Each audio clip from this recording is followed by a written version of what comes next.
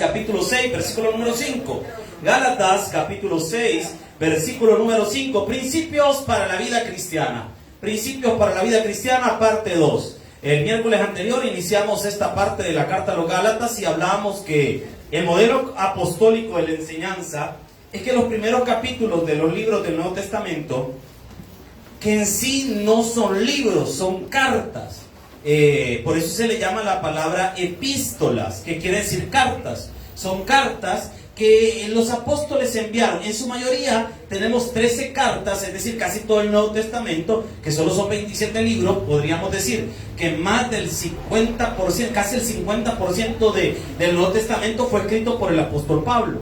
Y estas enseñanzas tienen una característica: principios doctrinales y los últimos capítulos una parte práctica. Porque el propósito de la sana doctrina es que nosotros nos comportemos como hijos de Dios. Amén, iglesia. Y comenzamos la semana pasada con algunos de estos principios y hoy vamos a seguir. Vamos a ver, Gálatas 6:5, ¿lo tiene? Lea conmigo la palabra en nombre del Padre, del Hijo y del Espíritu Santo del Señor. Porque cada uno llevará su propia carga. El que es enseñado en la palabra, haga partícipe de toda buena obra al que le instruye. No os engañéis, Dios no puede ser burlado, pues todo lo que el hombre sembrare, eso también. Buen Dios y Padre que estás en los cielos, permítenos aprender de estas palabras que tú has dejado en la Escritura. Que hoy sea esto, Señor, nuestro enseñanza, que hoy podamos disfrutar en lo que tienes para nosotros. Gracias por mis hermanos y hermanas, Señor, que vienen a aprender de tu palabra esta noche. Bendice grandemente nuestras vidas, háblanos a nuestro corazón, en el nombre poderoso de Jesús. Amén y amén. Puede tomar su asiento. Les decía, el modelo apostólico de enseñanza, primeros capítulos, doctrina, últimos capítulos, práctica. El propósito que estemos en un estudio bíblico es que podamos estudiar la palabra de Dios. Amén o no amén. Pero el propósito de estudiar la palabra de Dios tiene dos vías. Uno, conocer a Dios. Y el segundo, poder vivir una vida agradable a Dios. Ahora, el capítulo 6 nos ha dado diversas enseñanzas. Pero lo que dice el versículo 5 es una enseñanza que este día nos va a ayudar a entender por qué es importante tener cuidado con lo que hacemos. Porque miren, hermanos, todo lo que hacemos tiene un efecto. Y aunque no lo parezca, pero todo lo que hacemos tiene un efecto eterno. Y vea lo que dice la palabra del Señor, versículo 5. Porque cada uno llevará, ¿qué dice? Vaya, si usted ha puesto atención a lo que dice la palabra, aquí tenemos una aparente pequeña contradicción. ¿Alguien que me haga el favor de leer el 6:2? Si me hace el favor alguien de leerlo fuerte. 6:2 de Gálatas. Sobrellevar los unos las cargas de los otros. Vale, dice sobrellevar los unos. ¿Y qué dice el versículo 5? Vale, ¿y qué ondas ahí? Me está diciendo que nos ayudemos a llevar las cargas, pero 2 versículos abajo me está diciendo que cada quien lleve sus cargas. Y entonces, ¿le ayudamos a los otros a llevar las cargas o cada quien lo carga? ¿Cómo está este volado? Es que la situación es esta. Cuando leemos la Biblia, nosotros debemos tratar de entender lo que el autor nos está revelando. Para eso nosotros utilizamos algo que se conoce como la hermenéutica. ¿Y qué es la hermenéutica? Es el arte de la interpretación. Y la hermenéutica tiene 13 principios para la interpretación. El primero de los principios se llama principio literal. El principio literal consiste en estudiar el texto y entenderlo tal cual dice el versículo. Tal cual dice el versículo. La interpretación es lo que dice el versículo. Pero llegamos a pasajes donde la literalidad nos cuesta poder comprenderla. Por ejemplo, si utilizáramos aquel pasaje en el que Jesús dijo que si nuestro ojo nos es ocasión a caer, que lo saquemos. ¿Cuántos tuertos andaríamos aquí este día? Sí, si mi mano me es ocasión a caer, que me la tengo que cortar. ¿Cuántos andaríamos sin mano en esta hora? Hermano, ese texto no es literal. Obviamente ahí es una figura. Y ahí entran otros principios de interpretación. El contexto inmediato, que son los versículos anteriores y posteriores. El contexto remoto, entender algo a la luz de toda la Biblia. Y hay diversos, el principio gramatical, y puedo explicarles los 13 principios. Pero lo que le quiero decir en este momento es que aquí no hay una contradicción, sino que lo que tenemos que entender son los temas de lo que el apóstol Pablo está hablando. Para entender lo que el apóstol Pablo dice en el 6.2, hay que entender el 6.1. ¿Y qué dice el 6.1? Hermanos, si alguno fuere sorprendido en alguna falta, vosotros que sois espirituales, restauradle con espíritu de, ¿qué dice? Considerándote a ti mismo, no sea que tú también seas tentado. 2. Sobrellevad los unos las cargas de los otros y cumplid así. Vean, hagamos una diferenciación. En matemática la diferenciación es que esto es diferente a esto. Se le recuerda la teoría de conjunto. Cuando uno está leyendo conjunto, hay un signo que son dos líneas así y una en medio. Esa es la diferencia, diferente a. El 6.2 es diferente a el 6.5 en el tema, porque el 6.2 está hablando lo que el 6.1 está hablando. ¿Y de qué nos está diciendo? De apoyarnos espiritualmente. Cuando el apóstol Pablo escribe el 6.2, tiene en mente decirnos a nosotros que nos debemos apoyar espiritualmente en la iglesia. Amén. Si uno de nosotros está enfermo, vamos a orar para que esa persona sane. Si uno de nosotros está pasando un problema, debemos unirnos en oración para que ese problema se resuelva. Y si está en nuestras capacidades ayudarle, le ayudamos. Amén. En la iglesia deberíamos de sentir la capacidad, la alegría de poder acercarnos y decir: hermano, estoy pasando un problema, necesito su ayuda, ¿puede ayudarme a orar? Y si en nosotros está la capacidad, por ejemplo, el hermano está pidiendo: mire, ayúdenme a orar por un par de zapatos que los que yo tengo ya están bien gastados, y mire, ya les cambié la suela como 7 veces. Ayúdenme a orar para que el Señor me regale otro. Y nos ponemos de acuerdo los hermanos: miren, el hermano necesita un par de zapatos, consigámosle uno allá de revuelva, por lo menos, hombre, démosle algo al hermano, saquémoslo del agüite. Y le ayudamos. Eso es lo que el apóstol Pablo tiene en mente cuando está escribiendo el 6.2. Pero el 6.5 es otra cosa.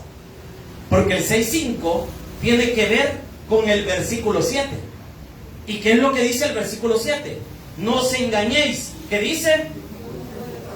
Pues todo lo que el hombre sembrare, eso también segará. Lo que el apóstol Pablo está diciendo en el 6.5 es que todos debemos ser responsables de nuestros actos.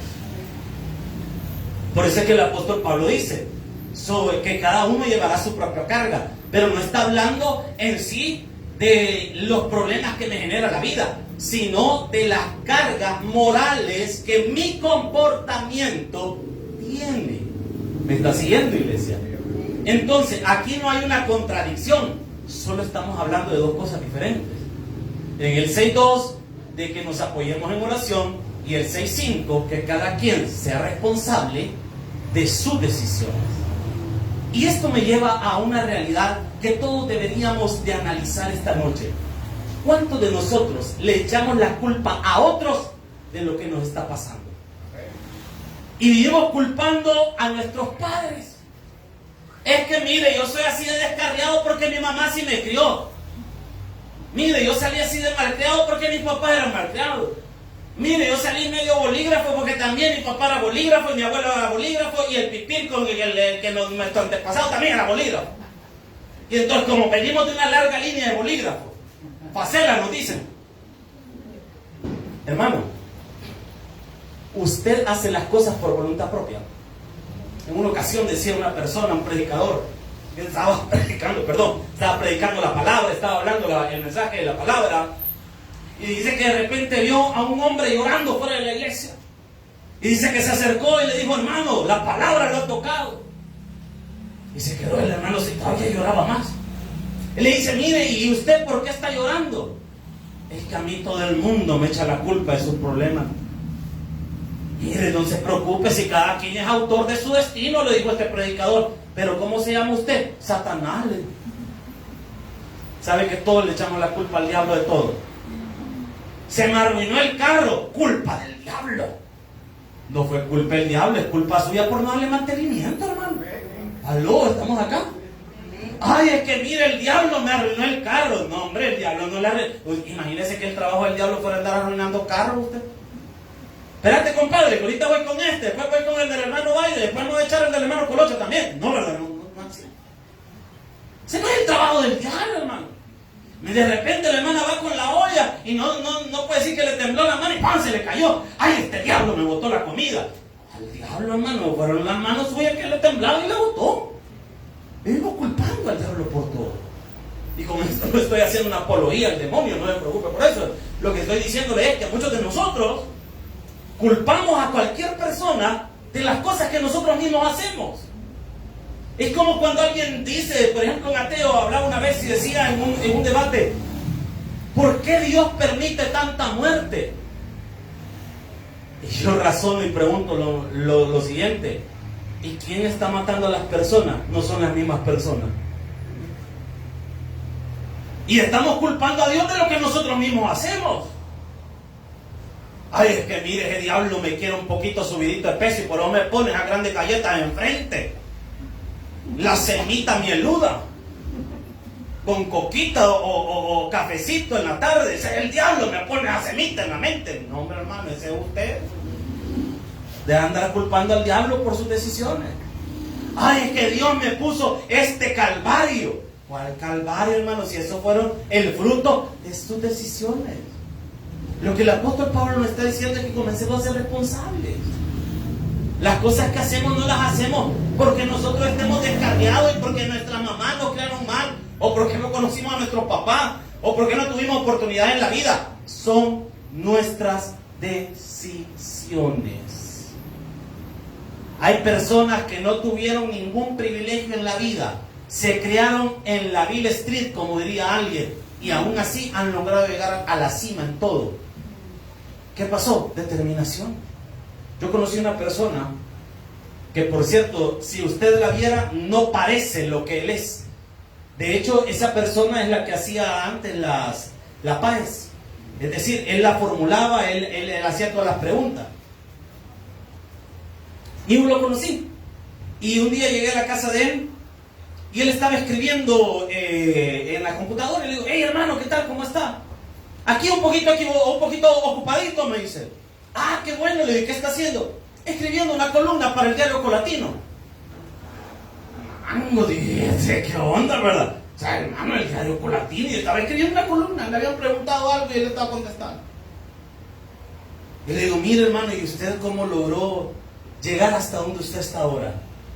Ah, me dice, mire hermano, a puro esfuerzo, a puras becas. A él lo becaron para ir a estudiar en México. Y dice que le tocaba estudiar debajo de un poste de luz, porque en el cuarto que tenía le apagaban a cierta hora la luz.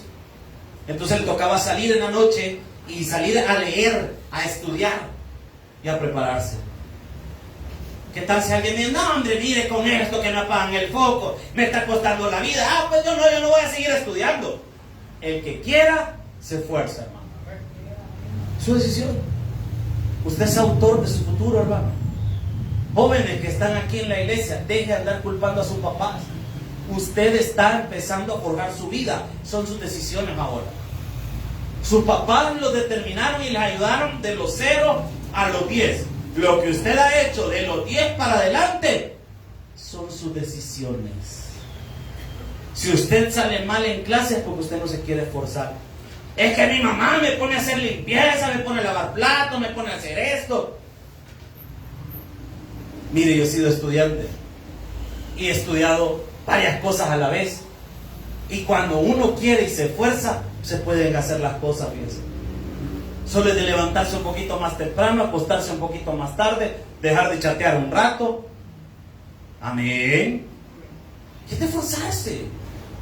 ¿Cuánto queremos triunfar en la vida? A veces responsable de sus decisiones. Entonces, este pasaje me está diciendo que debo ser responsable de las cosas que yo decido, pero también tiene una connotación, y esto es bien importante, hacia el futuro.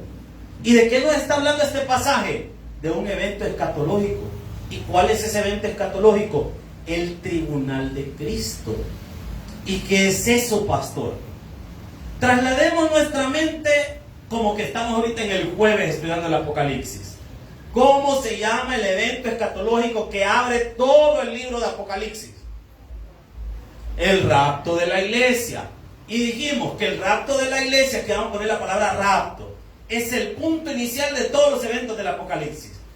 Y hablamos que hay una línea que hemos hecho en medio. Y arriba hemos puesto los eventos en el cielo y abajo los eventos en la tierra. Amén. El primero de los eventos con los que la iglesia se va a topar en el cielo se llama Tribunal de Cristo. Cuando hablamos del Tribunal de Cristo, no estamos hablando de un tribunal de justicia y de juicio. Estamos hablando de un lugar para recompensas. ¿Han visto ustedes las carreras? ¿Cuánto han visto carreras? Cuando ganan las personas las carreras, ¿en qué los ponen? En podios, excelente. Ponen un podio en medio que tiene el número 1, un podio abajo que está un poquito más alto que el otro podio del otro lado, y ese es el número 2, y el número 3 es el más bajo. Y ahí premian a los corredores, o a los que sea de la disciplina, que sea de atletismo, cualquier cosa, le ponen ahí la medalla y lo están premiando. Ese podio en el que se para la persona para recibir el premio, los griegos le llamaban bemá, que la Biblia lo traduce como tribunal. Y el bemá de Cristo no es otra cosa que el lugar donde vamos a recibir las recompensas por las cosas que hemos hecho en esta vida. Todas las cosas que nosotros hacemos en esta vida van a ser recompensadas. Por eso yo le decía que todo lo que nosotros hacemos o dejamos de hacer tiene un efecto eterno. Cada alma que usted gana es un punto más a su favor. Cada esfuerzo que usted hace en la iglesia es un punto más a su favor. Amén. Se lo demuestro con la Biblia. Romanos 14:10. Carta a los Romanos, capítulo 14, versículo 10. ¿Está aprendiendo, iglesia? Romanos 14:10.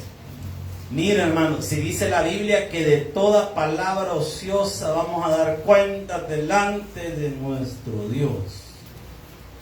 Aquellos que somos malcriados, todas se las lleva anotadas el Señor, hermano. Ah, pero Cristo ya me limpió. Amén, hermano. Es que usted al cielo va a ir, el alma, el Señor se la va a llevar. Pero si usted se comporta mal aquí en la tierra, algunos no vamos a gozar de los mismos privilegios en el cielo, hermano. Ni vamos a recibir las mismas recompensas en el cielo. ¿Por qué? Porque algunos no queremos hacer nada por el Señor. No queremos trabajarle al Señor, no queremos esforzarnos por cambiar, por ser diferente. No queremos cambiar nuestra naturaleza. Un día de esto les voy a enseñar, bueno, en Apocalipsis tenemos que llegar a ese punto. Las 7 Estefanías. ¿Alguien se llama Stephanie aquí? Nadie se llama Stephanie.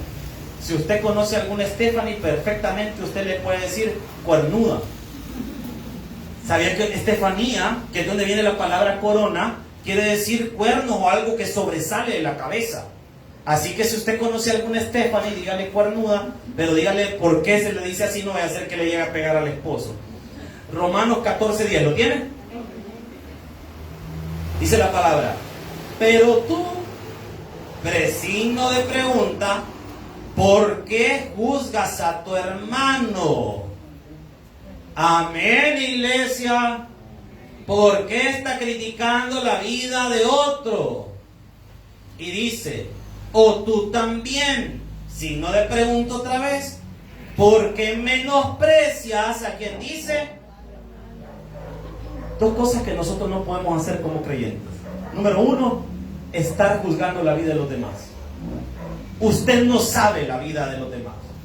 Es que mire, ese hombre no lo veo tan entregado a las cosas de Dios.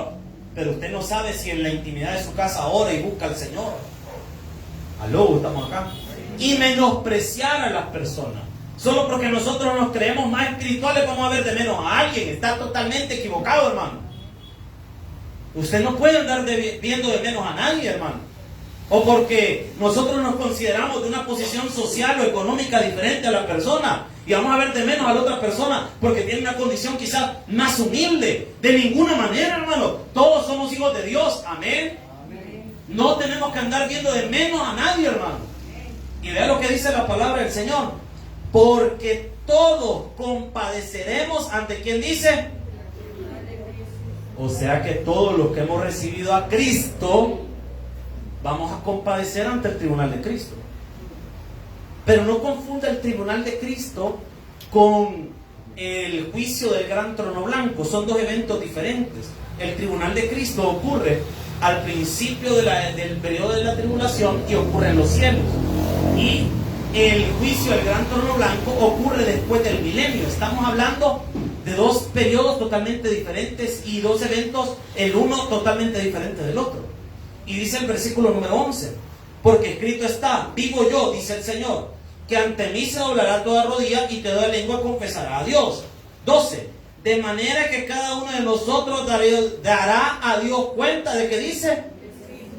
O sea que todos le vamos a dar cuenta a Dios de los años que el Señor nos permitió vivir en esta tierra. De todas las cosas que hemos hecho. El Señor le va a preguntar a usted: ¿por qué en lugar de ir a la iglesia te quedaste el miércoles? ¿Qué fecha es ahora? 29. 29 es hoy, sí, ¿verdad? El miércoles 29 y te quedaste en la casa y podías ir a la iglesia, pero no fuiste porque preferiste quedarte viendo Betty la Fea antes que la saquen de Netflix. ¿Aló? No fuiste al día porque yo te tenía ese día, te di vida ese día, te di salud ese día para que tú en la noche estuvieras en mi casa glorificando mi nombre, dice el Señor.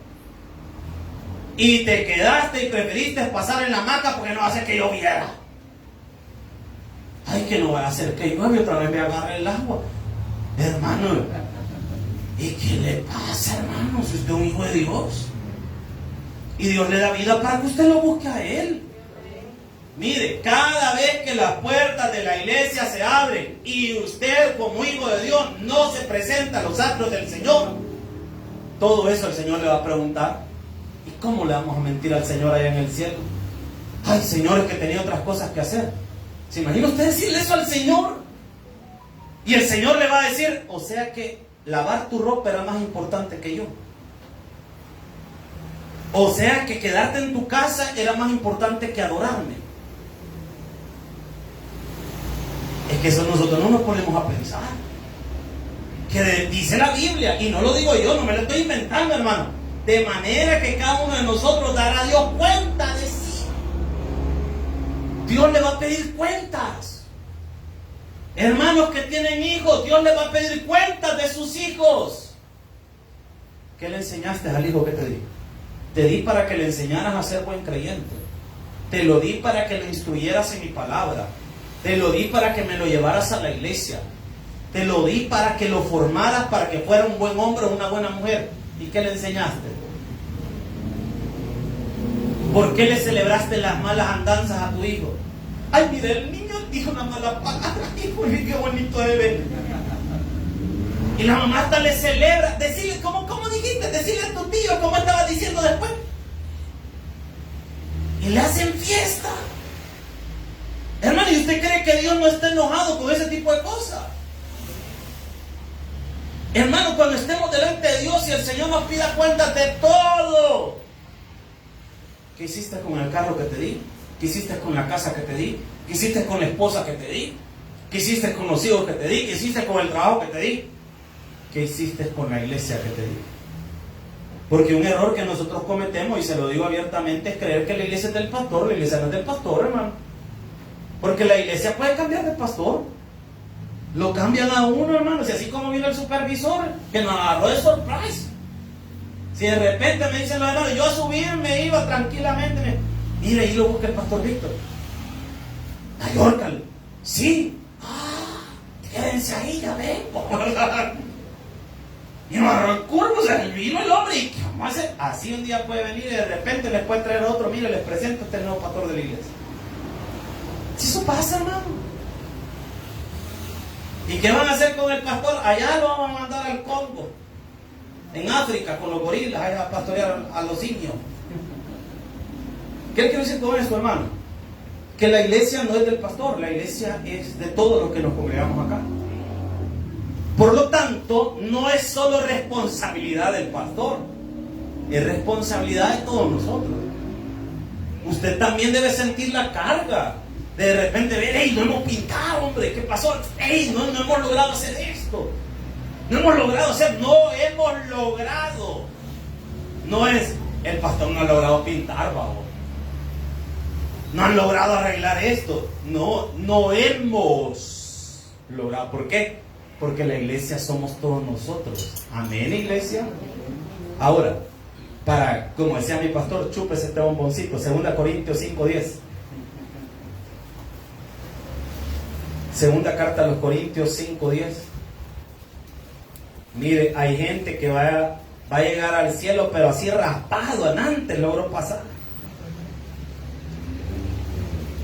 Segunda carta a los Corintios, capítulo 5, versículo 10. ¿Lo tiene, iglesia?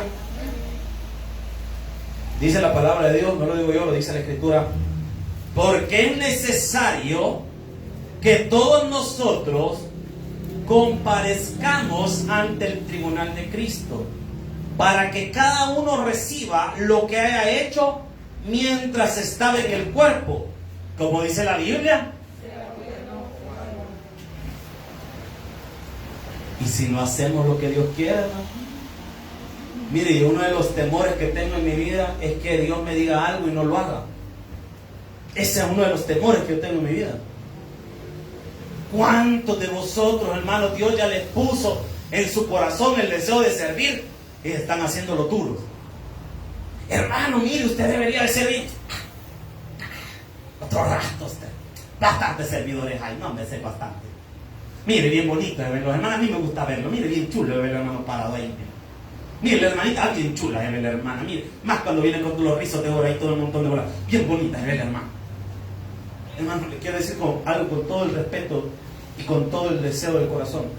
Pueden haber 20, 30, 40 personas sirviendo, pero si Dios te quiere a ti también sirviendo ahí, ¿por qué les va a decir que no al Señor?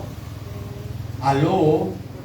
A muchos Dios ya nos hizo el llamado de meternos en algún ministerio y no queremos.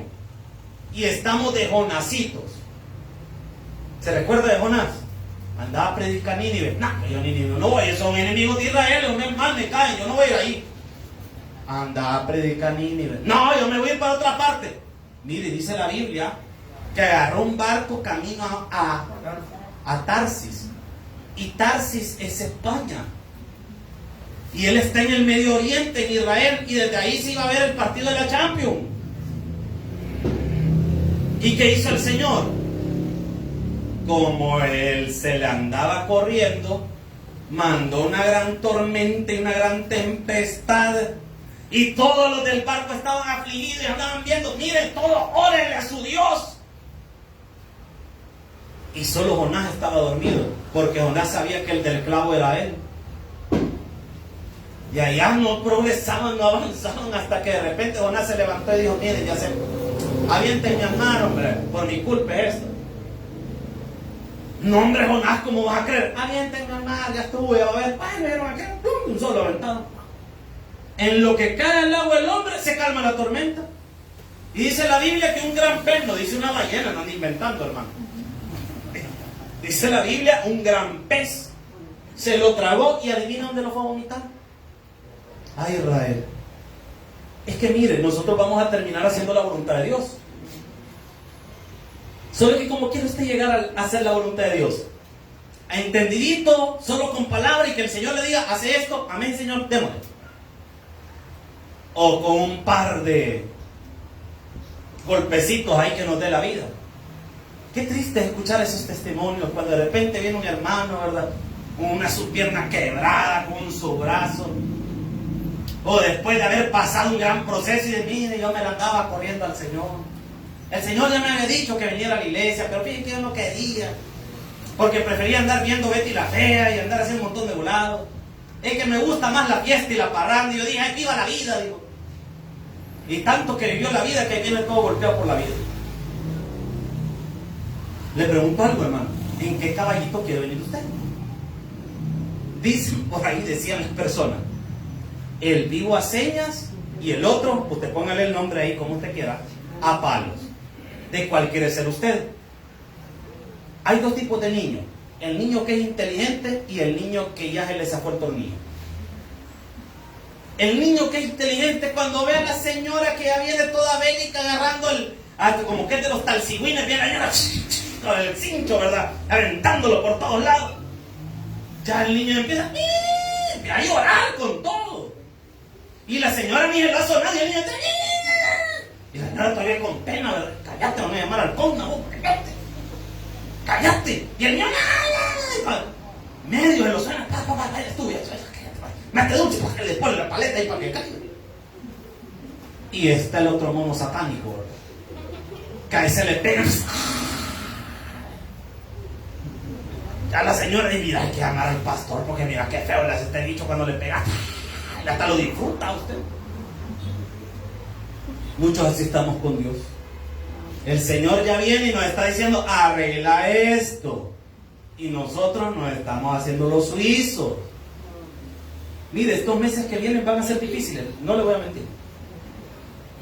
Según lo que prevén los economistas y toda la gente, prevén escasez de alimentos y un montón de bromas. Cuando yo escuché estas noticias y todo lo que está hablando, yo dije, lo primero que me pasó en la mente fue, este no es un tiempo para andar jugando con Dios. Estos meses que vienen necesitamos aferrarnos a nuestra fe y agarrarnos de nuestro Dios con todo. ¿Por qué? Solo así vamos a sobrevivir. Solo así vamos a sobrevivir. Y hay que ver lo que le estoy diciendo. Las situaciones van a empeorar. La comida, si uno está más caro, usted va al súper y mire, todo está caro. De repente dicen 2 huevos por un terreno. Usted no, hombre. Eso es horrible usted. Y el cartón que no se diga, ya le cuesta toda la manzana a usted. Las cosas se van a poner complicadas. ¿Y qué necesitamos todos nosotros? Entender una cosa, que sin Dios, usted y yo, no somos nada, hermano. Somos nada. Entonces, el 6.5 nos enseña que cada uno de nosotros debe ser responsable. Nos enseña que esto está relacionado directamente con el tribunal de Cristo. Y dijimos que el 6.2 y el 6.5 hablan de dos cosas completamente diferentes. Amén, iglesia. Vámonos a Gálatas otra vez.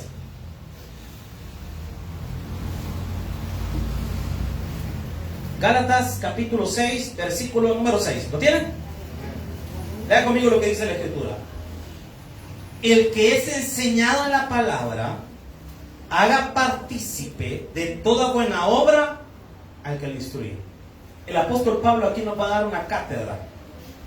Y la cátedra es que la iglesia debe ser agradecida con el pastor de la iglesia o con las personas que enseñan la palabra en la iglesia.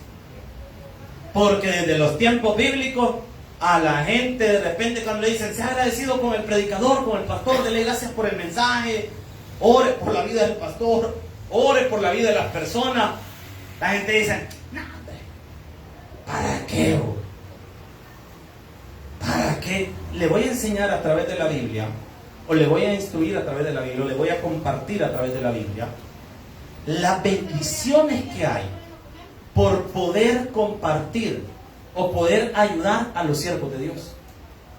El apóstol Pablo dice, el que es enseñado en la palabra, o sea, es decir, nosotros que estamos siendo discipulados, amén, iglesia, dice, haga partícipe de toda buena obra al que lo instruye, es decir, al maestro, al que está enseñando la Biblia. ¿Por qué el apóstol Pablo dice esto? Porque si nosotros entendiéramos lo que significa aprender de la Biblia y lo que significa aprender la palabra de Dios, usted estaría muy agradecido con las personas que enseñan la Biblia. Si literalmente con la Biblia se pueden cambiar vidas.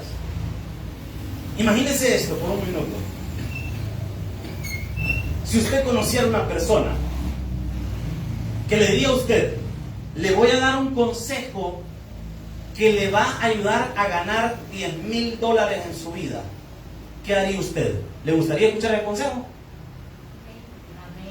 ¿Verdad que sí? Amén, hermano, claro que sí. No es que las cosas materiales, no, hombre, hermano, que nos diga, ¿verdad? Solo imagínense cómo son las cosas. Coca-Cola, la bebida que nos está matando a todos, pero a todos nos gusta. Decían por ahí un adagio, decía una persona: bienaventurados los que toman Coca-Cola, porque pronto verán al Señor. Entonces, mire, ¿sabe usted que Coca-Cola tiene una fórmula secreta? Que solo 3 personas en el mundo la conocen. Y nadie sabe quiénes son esas 3 personas, lo tienen bien reservado. Imagínense que a usted le digan: les voy a dar el secreto de la bebida de la Coca-Cola para que usted haga su propia Coca-Cola. No, hombre, alguien enséñame de volado. Es como algunas personas que tienen sus secretos para cocinar. Por ejemplo, alguien diría: mire, pero es que estas pupusas tienen un sabor especial, ¿cuál será el secreto? Solo las señoras saben. Allá en Cujutepec yo conocí una señora que tenía su negocio de pupusas, que todo el mundo decía que estas pupusas yo no sé qué tienen. Solo la señora sabía su secreto. Y sabe que cuando preparaba los ingredientes se encerraba y nadie sabía qué es lo que le echaba. Yo por rato solo, a ver qué le pone a esta señora, porque mire, se encerraba. Y entonces, espérense, yo voy a preparar las cosas. Y preparaba todas las cosas y las trabajadoras estaban esperando afuera. Cuando ya terminaba de hacer su menjurje, les daba las cosas para que las prepararan. Nadie sabe hasta la fecha qué es lo que le echa a la señora, pero a todo el mundo le gusta. Yo creo que medio un poquito de polvo de droga y ahí le ponía a la gente para que se alegrara. El Señor manda personas que nos enseñen profundidades de la palabra, cosas que nos pueden cambiar la vida. Y lo menos que nosotros podíamos hacer con las personas que nos han instruido y nos han enseñado en la palabra de Dios es orar por ellos. Es lo menos que nosotros podíamos hacer. Le voy a enseñar algo a través de la palabra. Filipenses capítulo 4, versículo 10. Filipenses 4:10. ¿Lo tiene? Debo ayudar a los siervos de Dios. Porque, ojo, la epístola de los Filipenses, Pablo le está agradeciendo a los filipenses una ofrenda que le enviaron a él. No al ministerio, a él como persona. Porque Pablo estaba pasando una necesidad en ese momento. Y estaba prisionero y no podía trabajar. Y vea lo que dice la palabra, 4:10. En gran manera me gocé en el Señor de que ya al fin habéis revivido, o sea que ya lo habían hecho antes, vuestro cuidado. ¿De quién dice? No dice de su ministerio, ¿verdad? Dice de quién, de él, de lo cual también estabais solícitos, pero os faltaba oportunidad. Y vea la bendición de haber ayudado a Pablo, versículo 19. Mi Dios pues suplirá todo lo que os falte conforme a su riqueza en gloria, en quien dice. Cuando usted ayuda a un siervo de Dios, Dios le va a bendecir en cualquier necesidad que usted tenga, porque usted le está ayudando a un siervo de él. Para que me entienda esto, si alguien hace algo por un hijo suyo, es como que se lo están haciendo a usted. Amén o no amén. Y usted va a estar agradecido con esa persona. Cuando usted ayuda a un siervo de Dios, para Dios eso tiene gran valor. ¿Cree que se lo demuestre con otro pasaje? Mateo capítulo 10, versículo 41. Mateo capítulo 10, versículo 41. Mateo capítulo 10, versículo 41.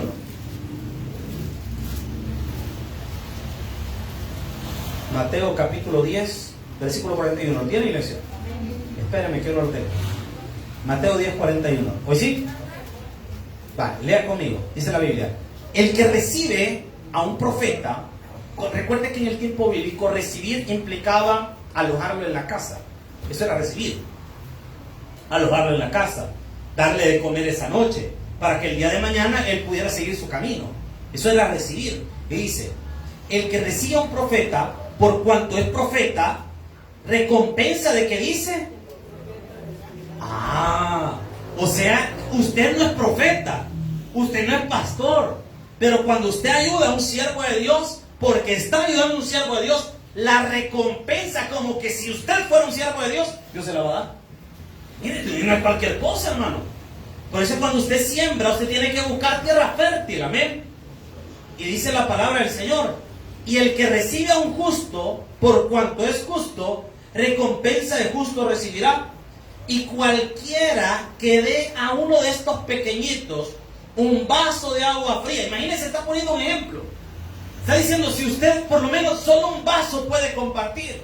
Usted ve de repente a una persona ganando alma en la calle y usted dice, mire, le voy a invitar a un fresquito, porque quizás usted no tiene, no puede hacerlo en ese momento. Pero ese acto tan pequeño que alguien diría, pero solo fue un vaso con agua, solo fue un fresquito, solo fue una gaseosa, solo fue un almuerzo, solo fue una comidita, no fue mucho. Pero vea cómo lo ve el Señor. Un vaso de agua fría solamente. Por cuanto es discípulo, de cierto os digo que no perderá el que dice. O sea que hasta lo más mínimo que usted haga por un siervo de Dios, Dios se lo va a recompensar, dice el Señor. Se lo muestro con otro versículo todavía para que vea que este volado no se termina tan fácil. 1 Tesalonicenses 5:12. Primera de Tesalonicenses 5:12. Con esto no vaya a pensar que yo le estoy pidiendo algo, hermano. No, para nada. Si a mí Dios me suple, pero le estoy enseñando algo que le va a ayudar en su vida. Primera de Tesalonicenses 5:12. ¿Lo tiene? Os rogamos, hermanos, que reconozcáis, ojo esta palabra, porque algunos no reconocen el trabajo de un siervo de Dios. No reconocen el esfuerzo que hacen los siervos de Dios. Miren, no es por echarme flores, perdón que yo solo hable de mí mismo, pero ustedes no tienen un mal pastor, no molesten, hermano. Ando en los evangelismos, les enseño la Biblia, todavía hasta se la dibujo y les digo, esto es así. Y ahí como todo loco me pongo a dibujar en el aire, y esto es por este lado, y la tierra de Israel era así, y les traigo imágenes, les traigo palabras en griego. No, hermano, perdón que me eche flores yo solo, hermano. Pero yo, algunos de ustedes ni siquiera, y no han muerto, pastor. No, hombre, hermano, pero vean lo que dice la palabra. Os rogamos, hermanos, que reconozcáis a los que trabajan. Miren, voy a decir algo y no quiero que se malinterprete, pero tengo que aclararlo de esta forma. Para ustedes, quiero que me den su opinión, quiero que lo piensen. ¿Para ustedes un pastor debería vivir bien, sí o no? ¿Les doy mi opinión? No. ¿No? Si el pastor trabaja, sí. Pero si solo es pastor y quiere que porque ser pastor todo el mundo le rinda pleitesía, está mal. Por eso el apóstol Pablo dice, a los que trabajan. ¿Que trabajan en qué? En la obra, que se esfuerzan para que la obra crezca, que se esfuerzan en ganar alma, que se esfuerzan en predicar, que se esfuerzan en que la iglesia crezca. A esas personas deben reconocerle su esfuerzo. ¿Aló? Porque hay muchos que no trabajan en la obra y quieren que la gente lo respete. Pero ¿cómo te van a respetar si tú no trabajas en la obra? ¿Aló? Yo conozco a muchos amigos consiervos que se enojan si no los tratan con respeto. Pero si ellos no se dan a respetar, si no son pastores que trabajan, ¿y entonces cómo van a recibir recompensa? Por eso es que dice el apóstol Pablo, no os engañéis, Dios no puede ser burlado. Todo lo que el hombre sembrare, ¿qué dice? Si el siervo está trabajando, obvio que Dios se lo va a recompensar. Y Dios va a poner en el corazón de las personas también ayudarlo. ¿Por qué? Porque el hombre está trabajando. Una de las cosas que la iglesia cristiana evangélica y especialmente nosotros en nuestra denominación debe aprender es a honrar a los que de verdad trabajan en la obra. A los que se esfuerzan por las iglesias. Yo conozco pastores que han dejado su vida, su familia, que han dejado aventados trabajos y todo tirado. ¿Por qué? Para que la obra crezca. Eso es de reconocer su esfuerzo. Amén. Y vea lo que dice la palabra. a los que trabajan entre vosotros y os presiden, eso es decir, administrar en el Señor, y os amonestan, que los tengáis, como dice, versículo 13, y que los tengáis en, ¿qué dice? En mucha estima y amor por causa de ¿qué?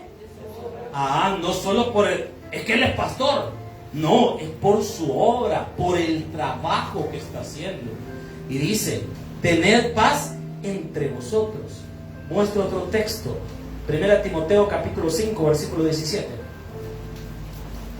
Ahí cerquita estábamos, 1 Timoteo 5, 17, ¿lo tiene? Ahí cerquita estábamos. Dice la palabra del Señor: los ancianos no está hablando de la gente de edad de la iglesia, está hablando de los pastores.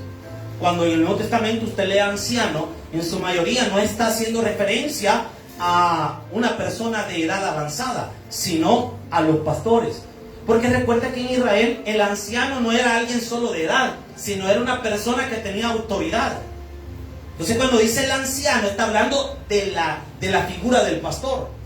Dice, los ancianos que gobiernan bien, ojo, los que dice que hacen, gobiernan ¿cómo? No los que hacen chambonada en la iglesia, no los que son permisivos en la iglesia, los que gobiernan bien, sean tenidos porque dice, por dignos de doble honor, mayormente los que trabajan en, ¿qué dice? Los que se dedican totalmente a la obra. Deben tener doble honor. No, es que mire, yo no me dedico totalmente a la obra, yo tengo mi negocio, cuando puedo llego a la iglesia, ahí del domingo predico, las semanas que predican los hermanos, está bien, merece respeto. Pero dice la Biblia, aquel que su trabajo es predicar, ese merece doble respeto. Y dice la palabra del Señor, versículo 18, pues la Escritura dice, no pondrá bozal al buey que trilla, y digno es el obrero. En Israel había una ley, y que esa ley Dios no la dejó en sí por los bueyes, sino como una figura para representar la forma en que debemos tratar al buen trabajador. ¿Cuál es la figura del buey que trilla?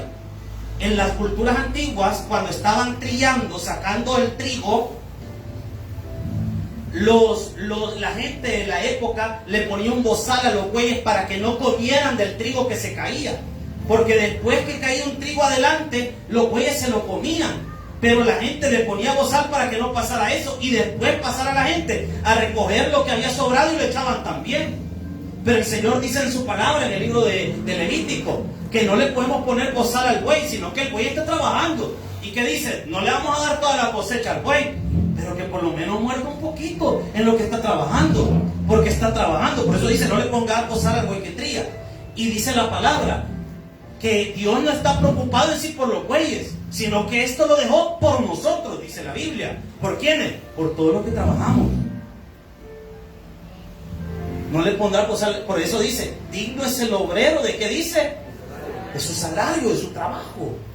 Y dice el versículo 19, contra un anciano, contra un pastor, no admitas acusación, sino con 2 o 3 testigos. Si alguien anda hablando de mal de un pastor, dice la Biblia, no admitas, no escuches ese chambre, al menos que hayan 3 o 4 personas diciendo lo mismo. ¿Por qué? Porque la figura del pastor debe respetarse, el trabajo, el esfuerzo que hace el siervo de Dios. Y finalizo con esto, Hebreos capítulo 13, versículo 7. Hebreos 13, 7, hemos aprendido, iglesia. Disculpe que rápido se ve el tiempo, ¿verdad? Hebreos 13, 7. Carta a los Hebreos, mucho más adelante ahí, 13:7, vea lo que dice la Escritura. Acordaos de vuestros pastores que os hablaron de la palabra de Dios, considerad cuál haya sido el resultado de su conducta e imitad, ¿qué dice? Su fe, versículo 19. Obedeced a vuestros pastores, sujetaos a ellos, porque ellos velan, ¿por qué dice? Por vuestras almas. ¿Y cómo vela el pastor por las almas? En la oración y en la administración de la palabra, como quienes han de dar cuenta, para que lo hagan, como dice, con alegría y no quejándose, porque no es provechoso. Orad por nosotros, dice el autor de la carta, Pues confiamos en que tenemos buena conciencia, deseando conducirnos bien en todo. En resumen, hermano, ore por los siervos de Dios. Ore por las familias de los siervos de Dios. Respete a su pastor. Honre al pastor, o a quien sea que sea su pastor y quien considere usted su pastor. Haga caso del consejo que se da cada semana en la exposición de las Escrituras. Y un quinto punto de esto que yo quiero compartirlo personalmente: sea un amigo para un pastor. El pastor Pacheco dijo algo al final de su predicación el viernes, que mire, yo no lloré porque de verdad me la pico de macho. Cuando se bajó y me tocó el hombro, yo tenía ganas de llorar, Dios. Porque a veces son tantas dificultades las que se pasan, y lo que uno a veces solo necesita es que alguien le diga: hey brother, ya va a salir de esta, ya va a vencer, ya va a salir todo esto. Y créanme, eso tiene un gran valor en el corazón de uno, hermano. Y con esto le quiero decir algo, y con esto finalizo. Todos necesitamos de todos, hermano. Por eso es que el apóstol Pablo comenzó el capítulo 6 diciendo que debemos llevar las cargas los unos de los otros, porque uno solo no puede cargar todo, sino que con la ayuda de Dios salimos adelante. Un fuerte aplauso, Señor. Vamos a orar. Oye, su Padre que está en los cielos, gracias, Señor, por lo bueno que tú eres.